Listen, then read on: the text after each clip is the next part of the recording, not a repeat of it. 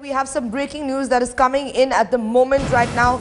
The centre will in fact be moving the Supreme Court, urging it to review its judgment on commuting the death sentence of Rajiv Gandhi's assassins. There's a big development coming in. This is, remember, after the Tamil Nadu government's decision to release the convicts yesterday after the Apex Court commuted their death sentence. Obviously, Jayalalitha's decision, as we have been reporting, sparking a massive debate. Rahul Gandhi yesterday issuing a statement claiming that what should the common man expect if the Prime Minister's assassins have been freed. National Affairs Editor Javed Ansari joining us on the phone line with more on the story. Javed, the centre going to seek review of the Supreme Court judgment. A big development here.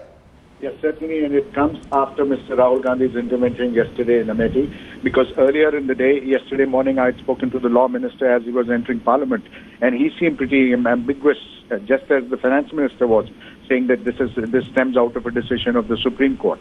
So it's only after Rahul Gandhi intervened that the the government has been prodded into action, and now they are moving the Supreme Court. I am told today Mr. Mahanvati will request the Supreme Court to try and review its decision.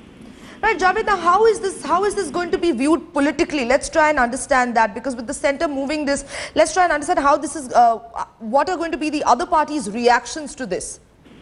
Look, as far as the Tamil parties are concerned, they've welcomed Jayalalitha's decision. So obviously they will stick by it. This is a very emotive issue there, and they believe it will help them at the time of the elections. Jayalalitha's decision certainly is motivated by political reasons, not as much by compassion.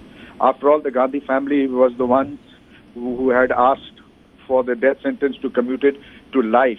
But to free people, let people free who have been charged with the assassination of a former Prime Minister of India is absolutely something totally out of the ordinary. And it's a time for all political parties to reflect whether such important issues should be, motivated purely by partisan and political interests. And about the technicalities of this issue, considering that yesterday, as we were discussing with Kamaljeet Sandhu just a moment ago, claiming that Jayalalitha yesterday claimed that if the centre does not respond within 3 days, she is going to go ahead with the release of Rajiv Gandhi's assassins. So what is the procedure now that needs to be followed, and what kind of timeline are we looking at really? Look, as far as Jayalalitha is concerned, the timeline is just 2 days, because she says, and as far as the legal position is concerned, I am not a legal luminary, and obviously I can't tell you with any amount of authority whether the position that Ms. Jayalalitha is trying to adopt is legally tenable or not. This is something which only the courts will be able to say, or some constitutional expert. Whether the centre only needs only to be consulted, has no real say in the matter, and it's only the prerogative of the state government. Javed Ansari, National Affairs Editor, thank you so much for bringing us that update. This is as the centre will in fact be seeking a verdict review. This is, remember, after the Supreme Court commuted the death sentence of these 3 assassins to life, and the Tamil Nadu government took a decision yesterday to release Rajiv Gandhi's killers.